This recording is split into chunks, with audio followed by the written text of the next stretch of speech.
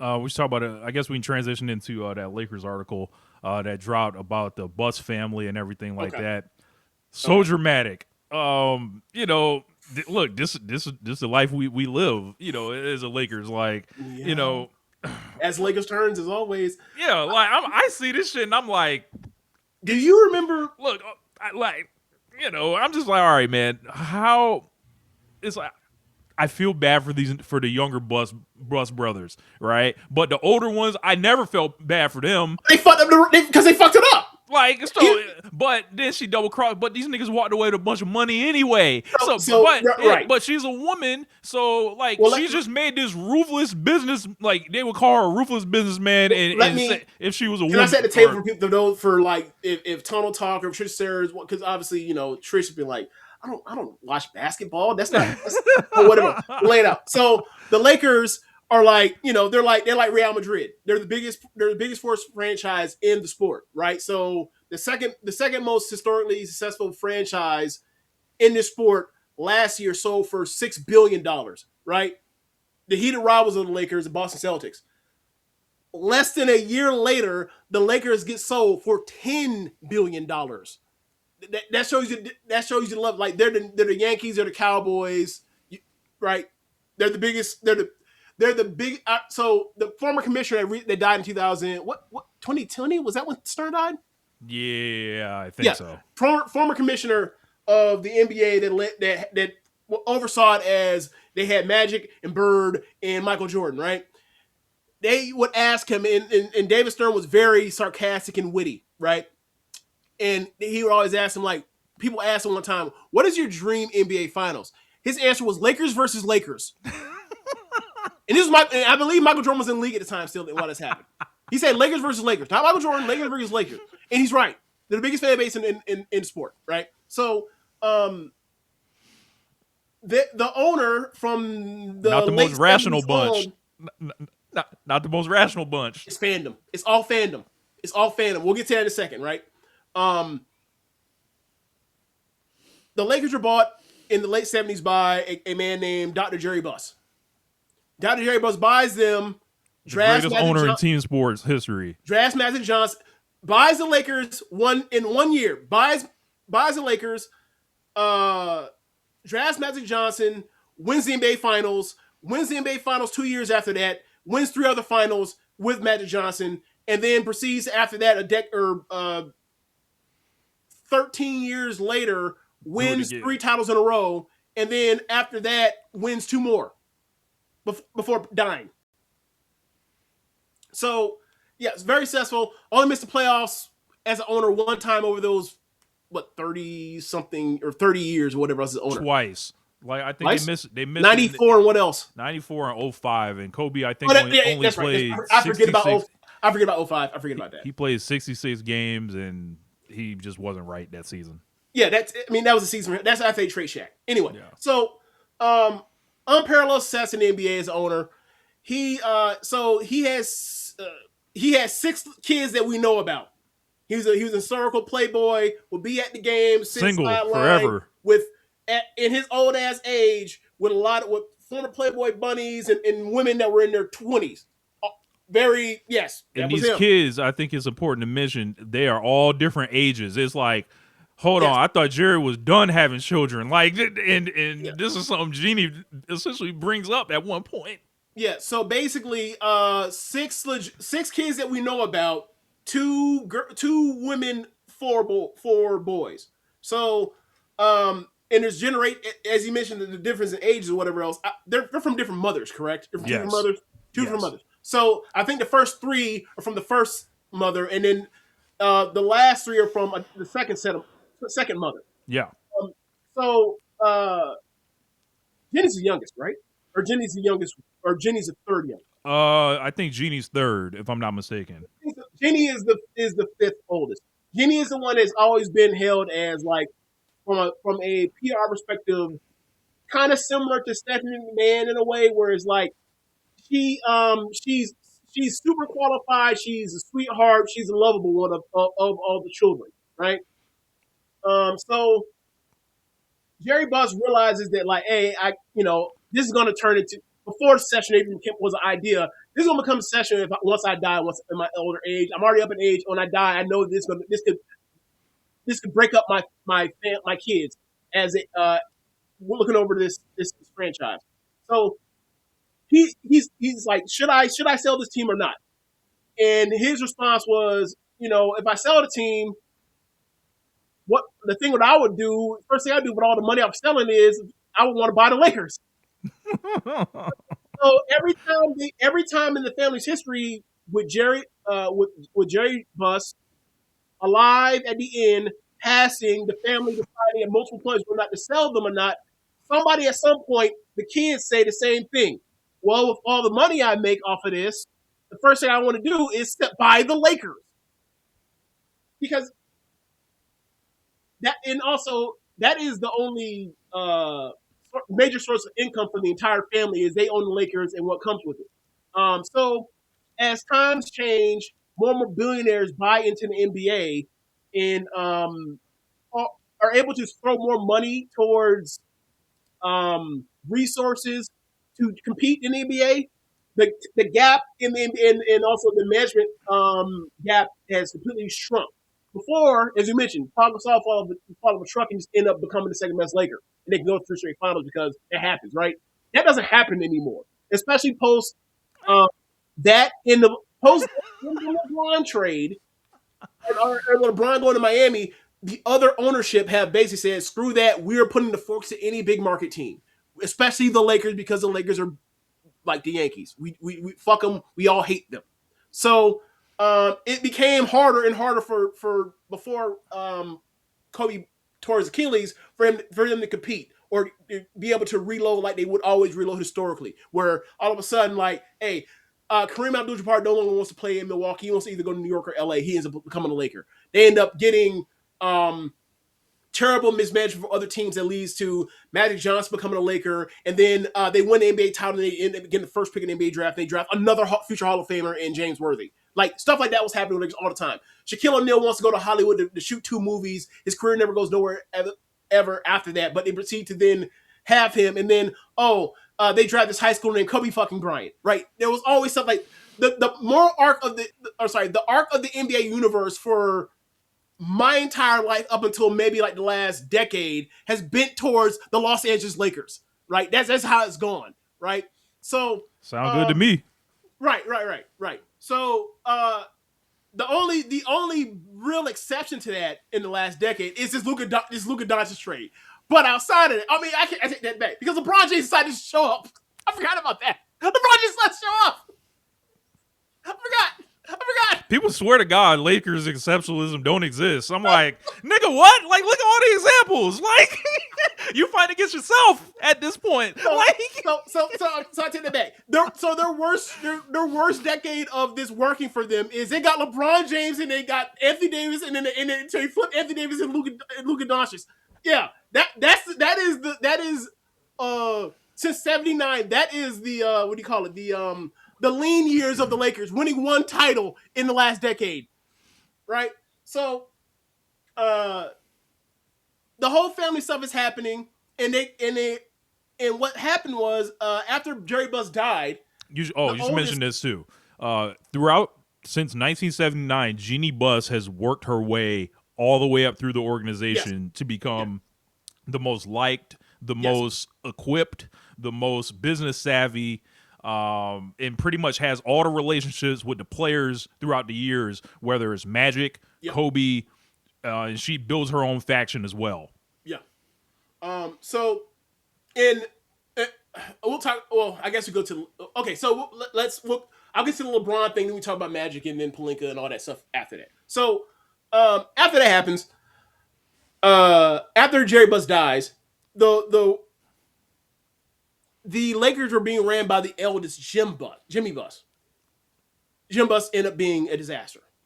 He ended up being, at that point in time, he oversaw the worst era of Laker basketball I ever saw in my life. I believe so.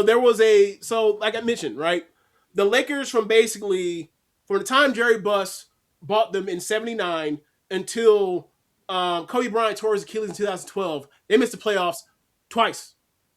94, 95, and 2005. Kobe Bryant tears his Achilles, and from 13, 14, 15, 16, and 17, they only win 30 games once. They Yeah. had the second pick multiple times in back-to-back years. Actually, they had the second pick. They botched both those picks, right? So or They those they guys passed. became good players. Like those guys are actually. Oh well, Lonzo's Lonzo was a tough. good player until Lonzo was a his good knees player, went and bad. Ingram's an all-star. He was a late bloomer.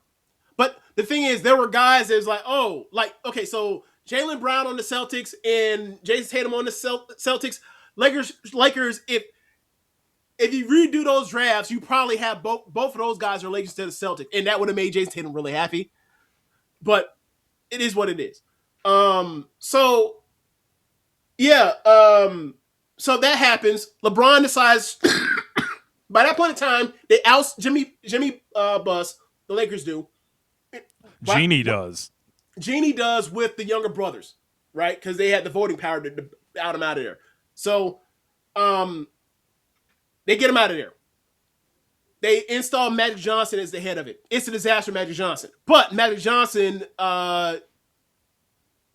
gets fake credit for recruiting LeBron James to come to Lakers, even though LeBron recruited himself. LeBron shows up. They have the 1 year there. Also, they installed Pelinka as the GM. Pelinka is Kobe's former agent. Rob Pelinka is. For the common interest thing, for the tunnel talkers, for Trish Sarah, he looks like Rob Lowe. Type in Rob Pelinka into your Google images. You'll be like, that looks like a stunt double for Rob Lowe. Anyway. Also, pull up on the chat. So played with the Fab Five. I don't know if people remember that. Yeah, I forgot that he played at Michigan. So then from there, Lakers get LeBron. They're playing great that first year until on Christmas Day he tears his groin. They proceed to do this weird thing where like they pretend like LeBron is day to day. Meanwhile, he tore his groin, which means he ain't day to day. They lied to their fans to sell tickets because these are things that happen when like the only money that a family ownership has is the money made off of the club, whereas these billionaires are they have money from other sources, right? So that happened. Magic then leaves after that first year with LeBron and cites that like he felt like he was backstabbed by Pelinka and the like. This is Rob Pelinka, everyone. Now, while he said he felt backstabbed, he put all of it, every piece of it on Pelinka. Nobody else, not Jeanie. Jeanie and Magic have a very close relationship, right? Historically, right? So moving past Magic Johnson, they then trade for Anthony Davis by trading some of the young guys that were on the roster, some that panned out, some that didn't, or whatever else, to make the trade happen. They end up getting started by the New Orleans Pelicans, and they paid a little bit more than they should have, maybe a player or two more than they should have for the trade. But the idea was we're going to Anthony Davis and LeBron James. We have two of the five best players in the league, and we're going to be able to play Anthony Davis as center. We'll be able to play LeBron James as power forward. We will dominate. They win the title. Or they had the best record in the league. COVID happened. They go into the bubble. They win the title. So that no one is ever really that happy about. For multiple reasons. They're not happy because, well, if anybody but the Lakers had won it, no one would care. But such as Lakers turn, as LeBron turns. So it's like you linked up these two things that people hate. So of course they were going to hate on it. Like there's a bunch of anti-Laker resentment over the whole history of the league, and then there's anti-LeBron resentment over the last since the decision, right? So you put that together, and it's Chemical X. You get the Powerpuff Girls, right? I mean, even within the organization too. Oh, yeah, but that's also the business of like, oh, we thought we were going to win 2, we only won 1, and now people are reaching for credit now. So from there, they also never celebrate that shit in LA. Yeah, because there was no when there would have been time to have had a celebration. We were still all in COVID lockdown or restrictions on the city, so you couldn't do that. And it's LA, so they were like definitely more prohibitive on that than other things. But meanwhile, like a few months passed after that, right? And then the Dodgers won the title that same year. they're able to do it. And that season's also truncated as well. But Dodgers, you won your title. Congratulations. And everyone's happy. They had a parade, right? I think the year after that, the Rams in a full on season win the title as well. They had a full on parade. Like, so there's all this stuff about like, well, did they really get it because there's no parade? It's like they didn't get it because we were under a pandemic, we were on lockdown and stuff. Like there were protocols, like whatever. Anyway, so moving forward from there, they look like they're set to compete to retain or to defend their title next year.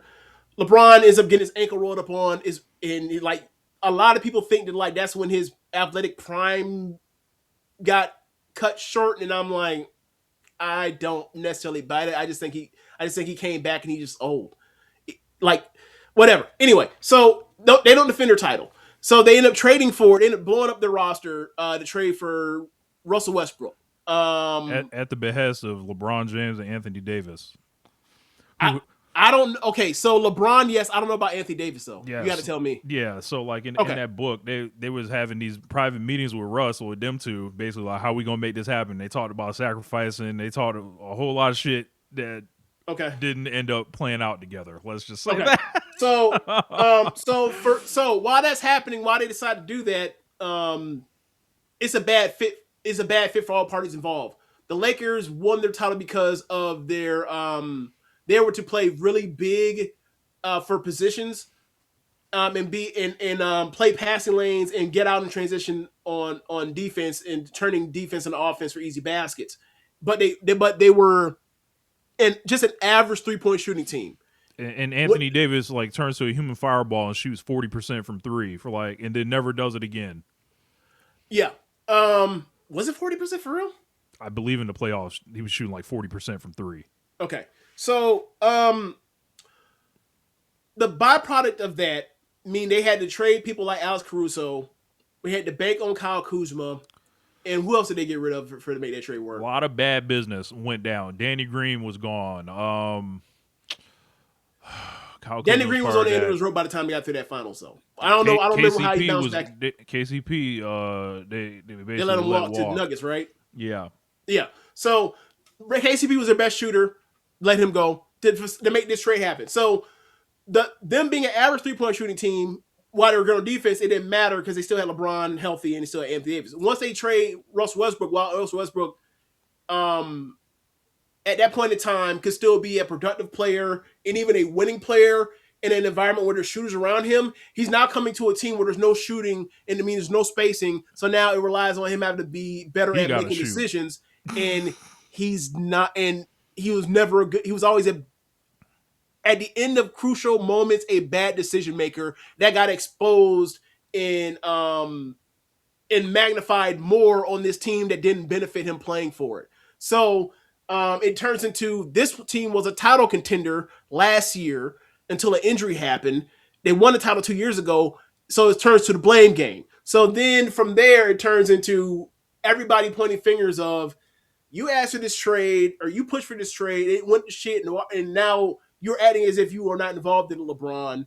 And then on the other end, it's well, like I asked for a lot of things. You didn't give me everything I asked for. And you chose this one. Like, and it still worked out. We won a title. Why are we playing a blame game? We're still successful. So that was behind the scenes things of Jeanie Buss. Apparently, word came out in this article that she was upset with LeBron about the Westbrook trade and for not taking responsibility for the Westbrook trade, and then mused about trading him, but realized it would be a PR disaster, and also made, I think the word was grumbled, that what people thought of LeBron as a savior for this franchise. Now, as I mentioned, the Lakers in the 5 years where LeBron showed up only won 30 games once. Yeah, I think it's kind of overblown. He proceeds to show up. They make and then within 2 years they win the final. They fucking sucked the first year, and he activates playoff mode, and that don't happen. They did not suck until he hurt himself, or until he got hurt. They sucked after he came back and he was still playing. They were as real of a contender as the Lakers were this year. Maybe less. I think they were more of a contender back then because, one, you have way healthier LeBron, and they were really good defensively. They were really good defensively. They were an elite defense back then. Like they would have. They let's put it this way. I think they could have been competitive in one series, maybe won one. I think they go into the playoffs this year and they getting smoked. I think that is kind of over. Like, I'm like, if he wants It's not much of a difference. Neither one. That's what I'm saying. Like, there's no deep title run in either that's one. What I'm like, this 29. I'm like, yo, when it flipped though when Anthony Davis got there. Like, come on. Like, let's be for real. Like, well, yeah, it had to. The roster wasn't good enough. Yeah, like that's what I'm saying. Like, it's like, all right, like I don't know, and I feel like people act like I feel like people act like the Lakers, like before LeBron got there, people act like the Lakers were like the Knicks, where they had been futile for 50 years or something. It was like it was 3.5 seasons, and one 3.5. Yeah, because like Rich, they didn't win 30 games. They won 30 games once in 5 years. Yeah, but after 2016 is what is the real start point. Like anything before that, the real start point is when Kobe tears his Achilles. You still got Kobe. It doesn't matter. So winning 17 and 20 games is Laker basketball because Kobe Bryant happens to be there diminished? Yeah, because you got to keep your own draft picks and start actually with picks and assets, which actually turned into something you could actually move on from. Rich, they missed the playoffs twice in 30 years. They proceed to miss the playoffs 5 years in a row. That ain't the standard. Kobe Bryant had to be on the team, but that ain't the standard. And I'm not saying it's Kobe's fault because he fucking tore his Achilles. But that unlucky shit happened to them, and they weren't able to adjust, and it took them forever to adjust. And there was no adjustment that looked like it was on the way until LeBron showed up. I don't know what you're arguing about right now. What I'm saying is people act like they were the Knicks. Like it was 50 years. I'm like, something else would have happened. Like that. Like it was only a few seasons. I don't think people talk about it that way, but maybe hold on. Maybe you see something that I don't when it comes to people talk about the Lakers and Nep too. But they were damn sure they were the worst team in the league over half a decade. See, that's how this is how they do it. Over half a decade, right? So it's like they count when Kobe was there on the Achilles and stuff like that. I feel like those are two separate things. Once Kobe is out of there and you're starting to rebuild with the young guys, with the assets and stuff, like they get better they take incremental steps to where they were up to about 37 wins the year before they LeBron were not at came. 37. They were at like 34. They won 37 games the year before he came. They were 37 to 45. I think it was 34. 37 somebody look it up. 37 means they were almost a playoff team. They were almost a playoff team. Lonzo's second year. You got it. Pull it up. Someone in the comments pull it up. I swear they were 37 and 45 in 2018, if I'm not mistaken. So like that's what I'm like. Something would have happened anyway. This is just what ended up happening to happen. That's what I'm saying. By something, you mean like somebody would have showed up? You mean besides LeBron? I mean, the answer. I mean, in theory, it would have been Kawhi the year after. Like if LeBron, I would have probably hated that even more. Like if LeBron had hold on. Look. Whatever. What I'm saying is, 37. It is. So what I'm saying is after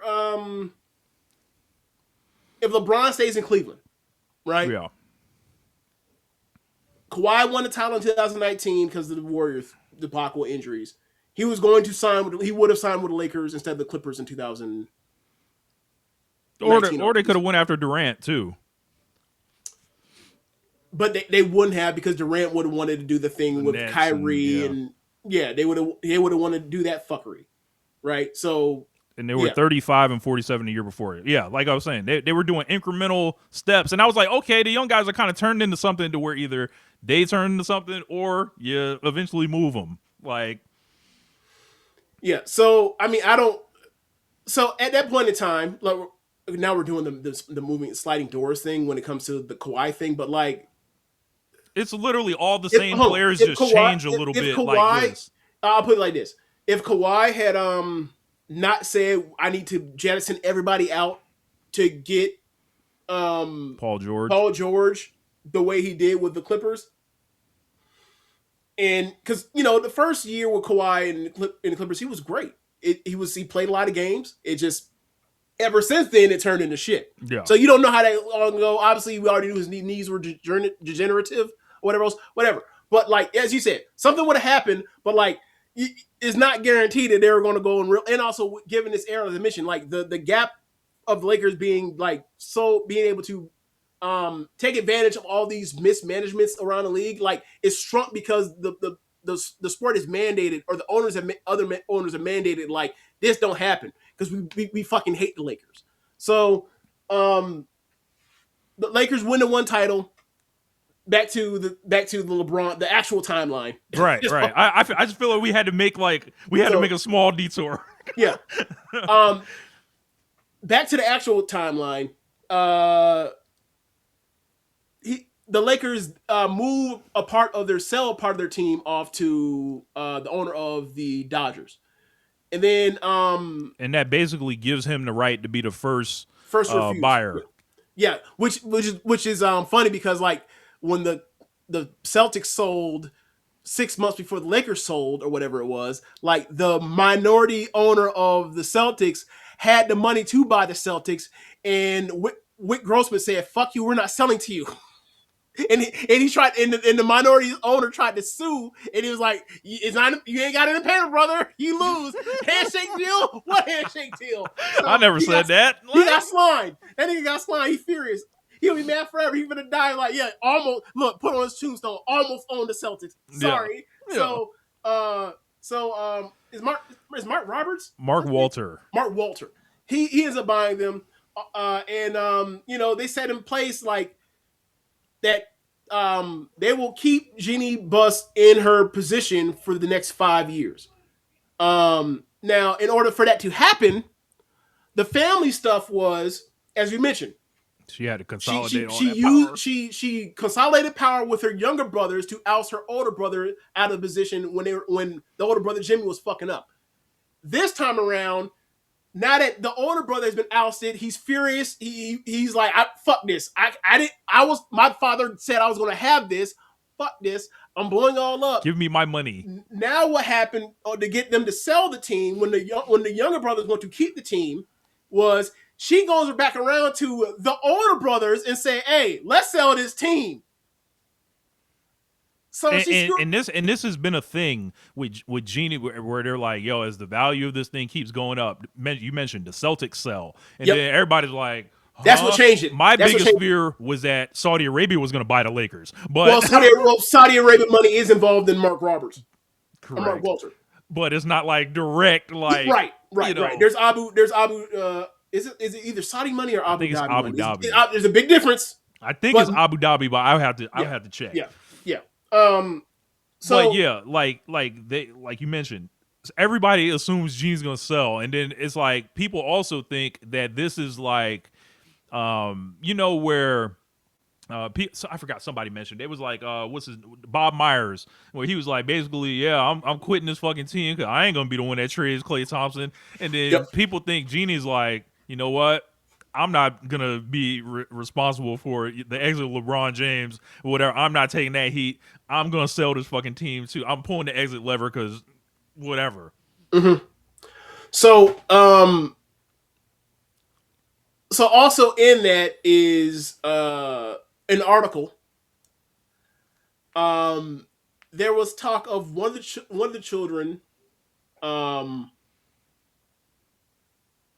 Basically, I forgot the details, but basically, while the sale is happening, and she's getting some pushback from people that are fighting, from some of the siblings that are just fighting to keep it. Jeanie says to one of them, "You were never supposed to be born." And then it gets out to everybody in the organization, and they hear the story, right? So this family drama is playing out in the facility, in the building, in the offices, whatever else. And people are just wrapped up in, because obviously inside all that stuff is all the many factors of people that are like getting hired or fired or promoted based off of which number of siblings like who. Right. Because which one were in trouble? It was in charge of the small scouting department. Joey and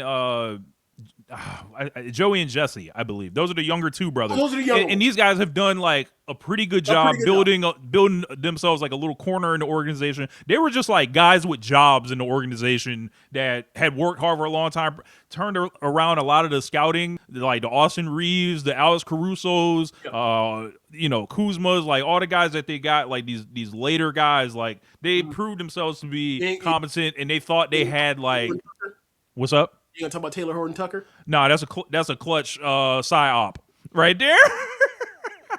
I swear to God, I never understood that. We can't trade him. Like, bro, I never understood that. Him or JJ Hickson. Oh my God. Remember that? We can't trade JJ Hickson for Amari Stoudemire. Are you serious? Yeah, but this one was all right. I've heard of organizations overvaluing their assets. This nigga was overvalued by the agency. Remember Roddy Boubois? Remember him? Oh my God, I used to hate Roddy Boubois, bro. I used to be like, this nigga sucks, bro. What the fuck do you mean he's untouchable? What's wrong with you? Remember Atlanta Hawks Dennis Schroeder? Remember when you can trade him? God. Remember that? Oh my God. How many teams he been on since then now? He's been on the same team multiple times. Yeah. Like that man's been a Celtic at least twice. Been a Laker at least twice.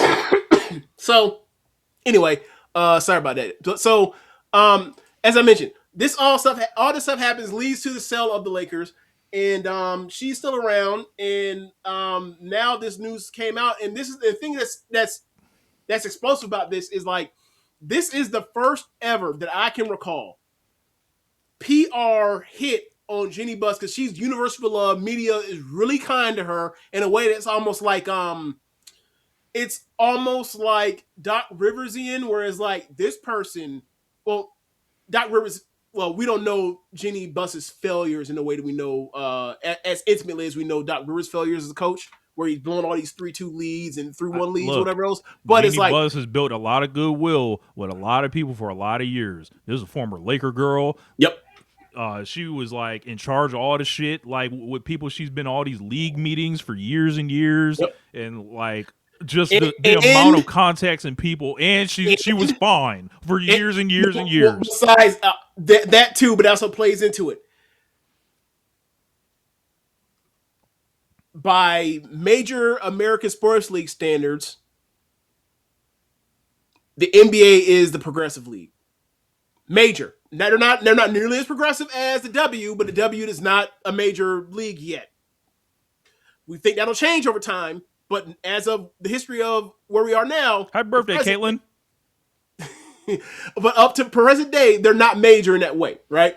So that league had never had a governor / owner that was a woman, and Jeanie took that mantle for the NBA. It was incumbent upon league that she was successful, and she happened to be successful because they gave her the most successful historic franchise in the sport. Or not, they gave her that, but like she happened to be born into that, right? And she made it work for her, or whatever else in her time there. And that includes now, like it's still a success. This LeBron era is still a success. Her run, getting her brother out of there, was a success. The sale was a success. All that, and quite honestly, you read this article, and the thing that I come away from it is, thank God that they sold, and thank God it's going to be taken out of the hands of these kids, because like the story, also background details on this is like, the kids were making only like a few $1 million per year off the money, and then I listened to Windhorse do a local ESPN LA hit on it, talking about like, the thing about the Lakers, why they was making like the gap that made them successful was like the regional TV money, regional like the TV deal. That's why it was so important to have Kobe those last years. And that's drying up, nationwide. And like, so it was incumbent for her to be like, as this decreases, whatever else, we're not gonna make as much money as we used to. We got to it's time to move on. Yep. And then the Celtics sold for $6 billion. They're like, 10 sold. So yeah. And think about it like this: like Dr. Buss is always wanted her in charge anyway, right? And trusted her to make the decisions. Like I'm Team Jeanie on this one. Yeah, I am too. It's just this is the first time she's ever this is the first time there's ever been anything bad about her put out on the streets for anyone to see to consume, right? Unless you want to count her Playboy mag spread or whatever else. right Now, back in the day. I mean, I'm people just saying, love like, that shit. God People damn love it. that shit, dog. God damn it. You're an idiot. You're an idiot. What's wrong with you? But what I'm saying is, hey, like, You know, I'm looking at this, and it's recruited Phil Jackson to the organization. You know, very Jerry West. I'm sorry, it seems very Jerry Jones wants credit instead of Jimmy Johnson for the success of the Cowboys in the '90s. It seems very Jerry Krause wants credit for the organizations success win as opposed championships. to as opposed to Michael Jordan and Scottie Pippen. And it's like, all right, when people start doing this as in the office, it turns to a problem. And obviously, look, the title contention days of LeBron, those are over with. Those are over with.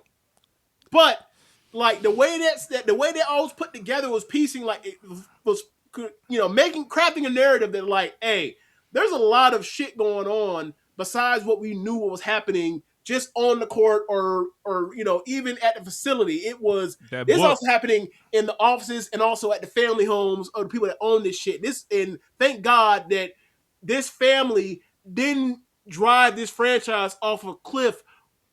These nepo babies didn't drive this franchise off a cliff before they can sell to somebody that looks up, that has the money and possesses other sports to know what the fuck they're doing. So, like, I come away with this being like, even when we talked about this when they sold it was like all the stuff about the Lakers running stuff on the cheap, we knew at that point in time. Yep. But now it's like, oh, it was more dire than we even thought. And thank God the Lakers are going to be in better hands in the future going forward.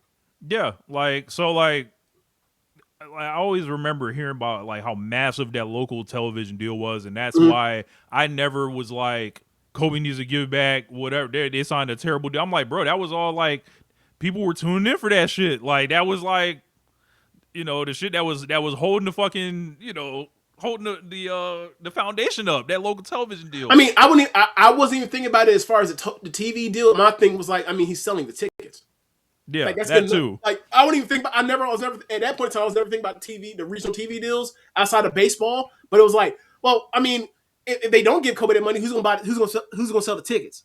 Mm-hmm. So I get why they did it. It was just like I just wish that like there was some way to find a reasonable meet in the middle thing where it's like, why is he the highest paid player in the league at the end of this? Even before he tore as a kid, like even that never happened, it still wasn't gonna end well.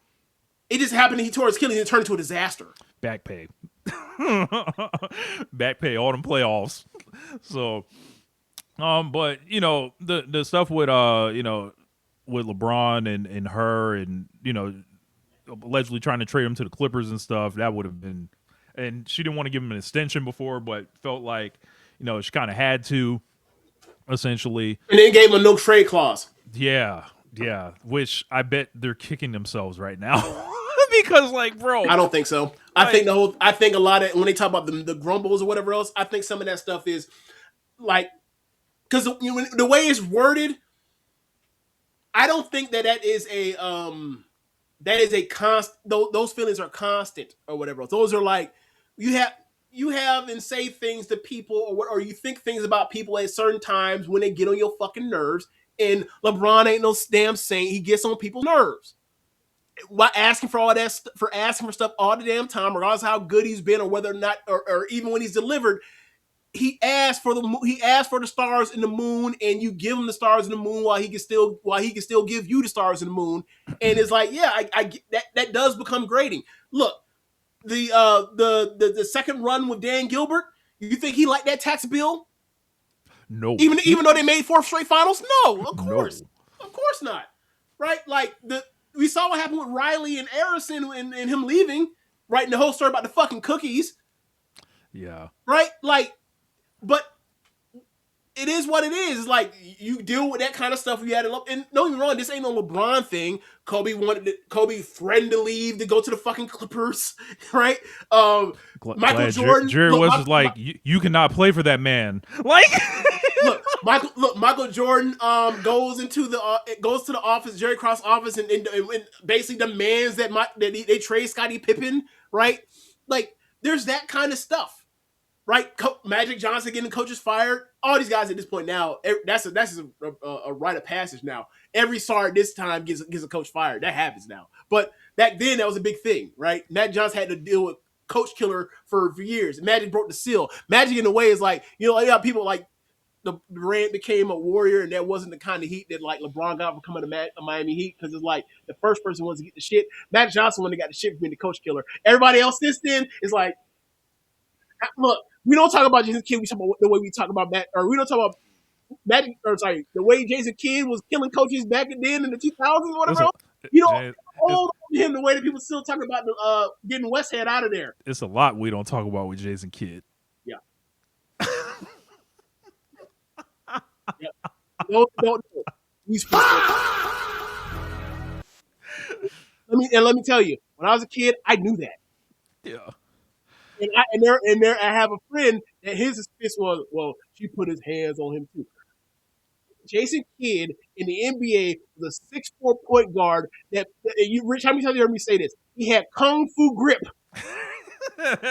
Incredibly strong hands. His hands in the history of the NBA, and you got her talking about a fist fight with I forgot her name, starts with a J. Ain't nobody trying to hear that. Ain't nobody trying to hear that. Yeah.